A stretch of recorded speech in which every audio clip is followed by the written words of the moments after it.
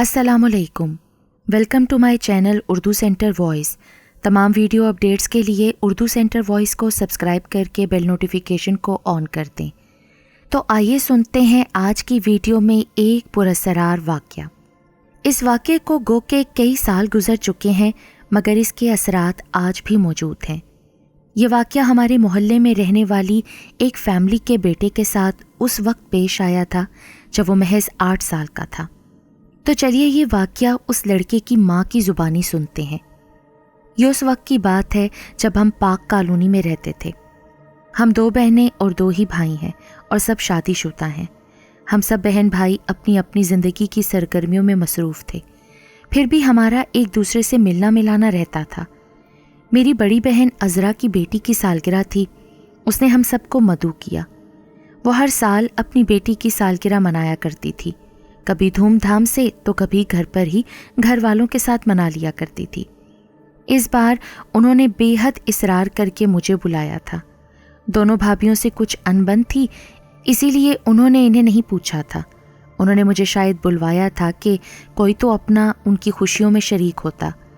बहरहाल मैंने अपने शोहर से चलने की बात की तो उन्होंने काम की ज़्यादती का कहकर मना कर दिया, अलबत्ता मुझे जाने की इजाज़त दे दी। उस वक्त मेरा सिर्फ एक ही बेटा था, इमरान। अकलौता होने के बावजूद वो बहुत ही प्यारा और खामोश तबा बच्चा था। मैं अपने बेटे इमरान के साथ बहन के घर पहुंच गई, जो शाह फैसल कॉलोनी में रहती थी।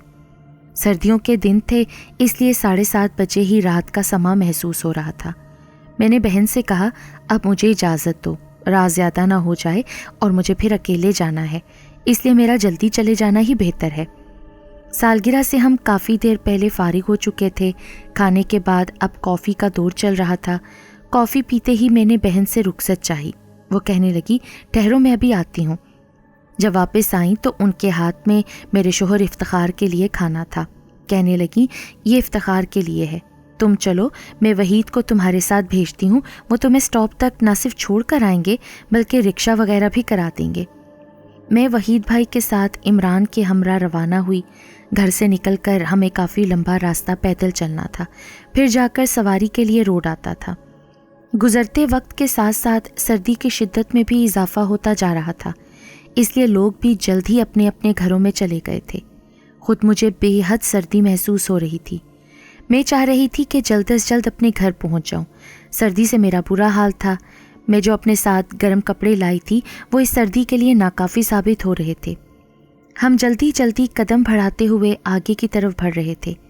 आगे ट्रेन की पटड़ियाँ शुरू हो जाती थीं, जिनको क्रॉस करने के लिए 4 चुंगियाँ बनाई गई थीं।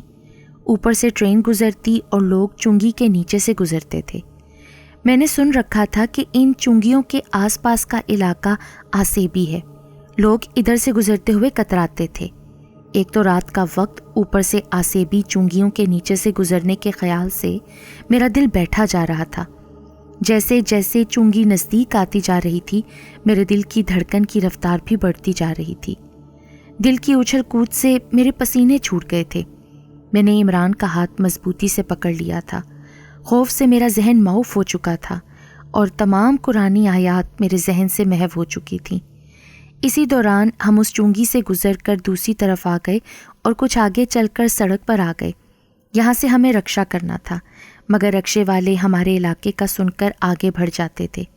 बड़ी मुश्किलों से एक रक्शे वाला राज़ी हुआ तो उसने भी डबल किराए का मुतालबा किया, जिस पर मैं मजबूरन राज़ी हो गई। वहीद भाई ने हमें रक्शे में सवार कराया और रक्शे वाले को सही सलामत हमें हमारी मंजिल तक पहुंचा देने की तलकीन करके चले गए। रक्शा तेज़ रफ्तारी से आगे बढ़ता जा रहा था।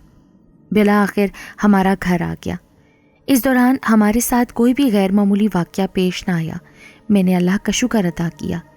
मैंने महसूस किया था कि इस सारे सफ़र के दौरान इमरान बिल्कुल खामोश बैठा रहा था और मुझसे यकसर लाताल्लुक़ रहा था। मैं समझी कि थकन की वजह से है, इसलिए कुछ कहना मुनासिब न समझा। रक्शे वाले को पैसे अदा किए और दरवाजे पर दस्तक दी। इफ्तिखार ने दरवाज़ा खोला। मैं अंदर आ गई। इफ्तिखार ने कहा, इमरान कहाँ है? उनके पूछने पर मैंने मुड़कर देखा तो वो सवालिया नज़रों से मेरी तरफ देख रहे थे और वाकई इमरान नज़र नहीं आ रहा था। ये देखकर मैं हैरान रह गई। इमरान कहाँ है? ابھی تو وہ میرے ساتھ رکشے سے اتر کر دروازے تک آیا تھا، پھر کہاں چلا گیا؟ اچھا تم رکو، میں باہر دیکھتا ہوں۔ یہ کہہ کر افتخار باہر نکل گئے۔ کافی دیر بعد ان کی واپسی ہوئی مگر عمران ان کے ساتھ نہ تھا۔ کہنے لگے میں نے تو عمران کو ہر جگہ دیکھا مگر وہ مجھے کہیں دکھائی نہیں دیا، کہیں تم اسے وہیں تو نہیں چھوڑ آئیں؟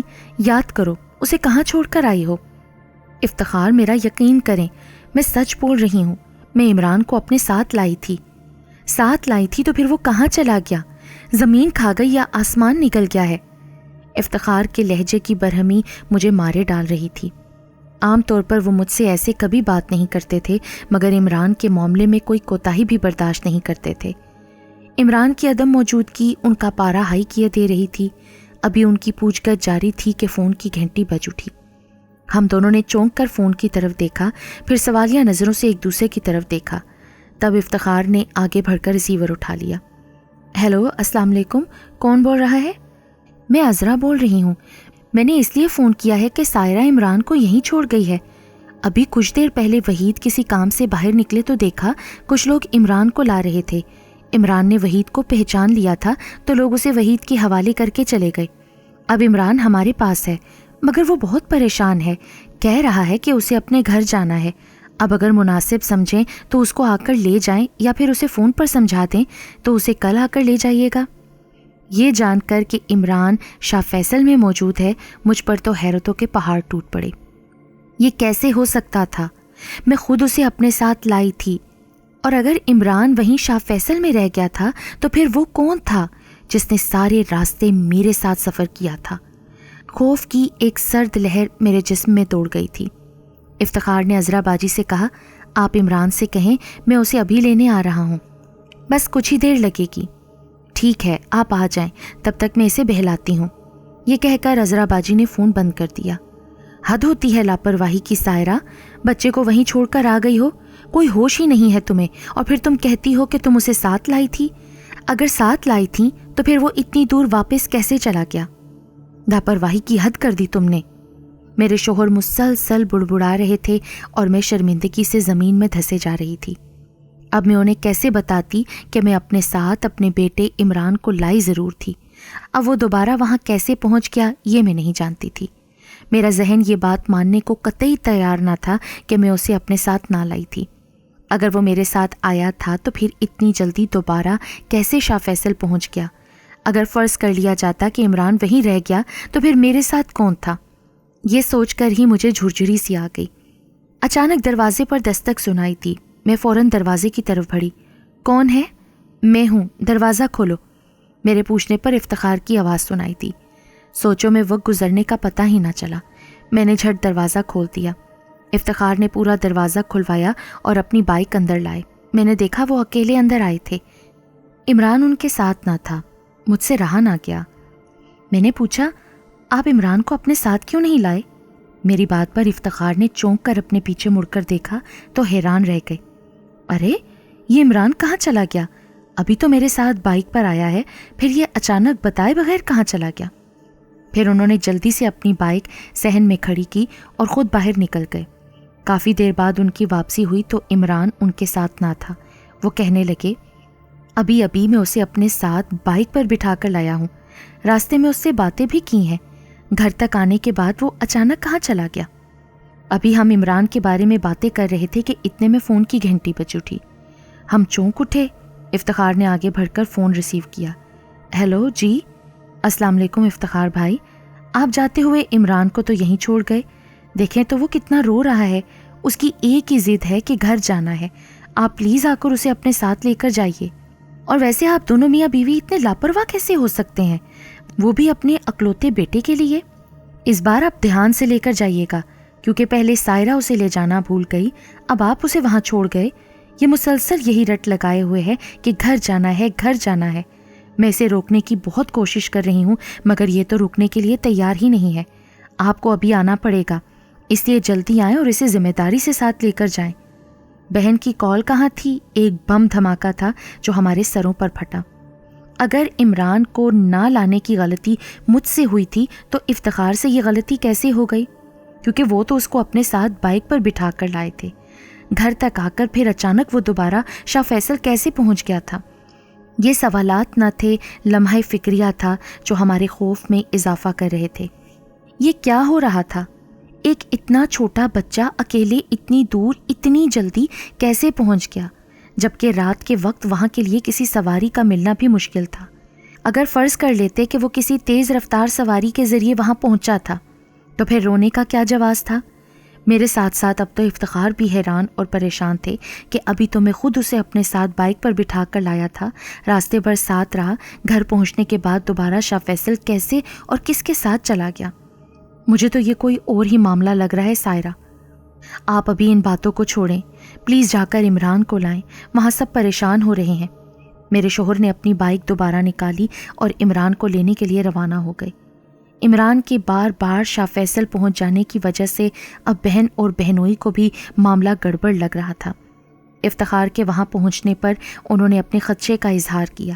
افتخار نے کہا، مجھے بھی ایسا ہی لگ رہا ہے۔ اس پر بہنوئی نے کہا، مجھے لگتا ہے یہ سب اس چنگی کے نیچے سے گزرنے کی وجہ سے ہو رہا ہے۔ لوگ یوں ہی نہیں اس چنگی کے پاس سے گزرتے ہوئے خوف کھاتے۔ اب کیا کریں پھر؟ افتخار بھائی، آپ میرے ساتھ عمران کو لے کر چلیں۔ یہ لوگ عمران کو مسجد کے پیش امام کے پاس لے کر پہنچے۔ انہوں نے عمران کا جائزہ لیا تو انہیں عمران کی آنکھیں چڑی ہوئی محسوس ہوئیں۔ وہ سمجھ گئے۔ انہوں نے کہا کہ یہ لڑکا آسے بھی جھپیٹے میں آ گیا ہے۔ پھر انہوں نے اس پر دم کیا اور لوہے قرآنی لکھ کر گلے میں پہنانے کے لیے دیا اور کہا، میں نے اس کو وقتی طور پر محفوظ کر دیا ہے، مگر آپ اسے کسی ماہر عامل کو ضرور دکھائیں، ورنہ غیر مرئی شے اسے نقصان بھی پہنچا سکتی ہے، اور ابھی سفر سے گریز کریں۔ گھر آ کر افتخار نے وہیں سے فون کر کے تمام صورتحال بتا کر کہا، تم دروازے کھڑکیاں اندر سے اچھی طرح بند کر لو، ضروری سمجھو تو اپنے بھائی کو بلوا لو، صرف آج کے لیے، کل تو میں آ جاؤں گا، آج پیش امام نے سفر کرنے سے منع کیا ہے۔ ٹھیک ہے افتخار، ٹھیک ہے، آپ پریشان مت ہو، میں رہ لوں گی، بس آپ عمران کا خیال رکھیے گا۔ دوسرے دن جلد ہی افتخار کی واپسی ہو گئی۔ عمران ساتھ آیا، مگر وہ اب پہلے کی طرح حشاش بشاش نہیں لگ رہا تھا، کچھ خاموش خاموش اور بجھا بجھا سا تھا۔ افتخار نے مجھے تسلی دی کہ سب ٹھیک ہو جائے گا، میں کسی عامل کا پتہ کرتا ہوں۔ وقت گزرتا رہا مگر ہمیں کوئی اچھا عامل نہ مل سکا۔ لوگوں کے بتانے پر جس عامل کے پاس جاتے یا تو وہ جعلی ہوتے یا پھر وہ اس کا علاج کرنے میں ناکام رہتے، مگر ہم نے بھی ہمت نہ ہاری۔ آخر کار ہمیں ایک پہنچے ہوئے بزرگ کا پتہ مل ہی گیا۔ اس دوران عمران کئی بار بیمار پڑ چکا تھا، ایسا کہ اس کی جان کے لالے پڑ گئے تھے۔ جس نے جیسا بتایا وہی کیا، مگر نتیجہ صفر رہا اور عمران دن بدن کمزور ہوتا چلا گیا۔ اب ہمیں جو ان بزرگ کا پتہ چلا تو پہلی فرصت میں ہم ان کے پاس پہنچے۔ انہوں نے عمران کو دیکھتے ہی بتا دیا کہ اس پر شیطانی جنات کا قبضہ ہے، آپ نے آنے میں دیر کی ہے۔ میں مکمل طور پر ان کے شر سے اس بچے کو نجات تو دلا دوں گا، مگر اب تک وہ اس کو جتنا نقصان پہنچا چکے ہیں اس کا ازالہ ممکن نہیں۔ یوں سمجھ لیں انہوں نے اس کے جسم میں زہر داخل کر دیا ہے، جس کو نکالنا کسی کے بس کی بات نہیں۔ البتہ میں آپ کو یہ تعویذات دے رہا ہوں، اسے اب اس کے گلے میں ڈال دیں۔ کوشش کریں ہر وقت باوضو رہیں، نماز روزے کی پابندی کریں، ساتھ جتنے بھی وظائف بتا رہا ہوں انہیں باقاعدگی سے کریں۔ انشاءاللہ تعالی زندگی کے معاملات بہتر ہو جائیں گے۔ ہم نے انہیں ہدیہ دینا چاہا تو انہوں نے لینے سے انکار کر دیا کہ اس کا صلہ انہیں اللہ دے گا۔ ہم ان کی نصیحت اپنے پلو سے باندھ کر گھر آ گئے۔ ہم نے ان کی نصیحت کے مطابق تمام وظائف کیے، عمران کو تعویذ بھی باندھ کر رکھے، عمران کے نام کا صدقہ جاریہ بھی کرتے رہے۔ آخر کار 2 مہینے کی سخت جدوجہد کے بعد عمران بالکل ٹھیک ہو گیا، مگر اس کی صحت پہلے جیسی نہ رہی اور نہ ہی کسی دوا یا ٹونک سے بن سکتے۔ کراچی میں یہ پراسرار آسیبی چنگی آج بھی موجود ہے اور وہاں کے رہنے والے اس علاقے کے محل وقوع سے اچھی طرح سے واقف ہوں گے۔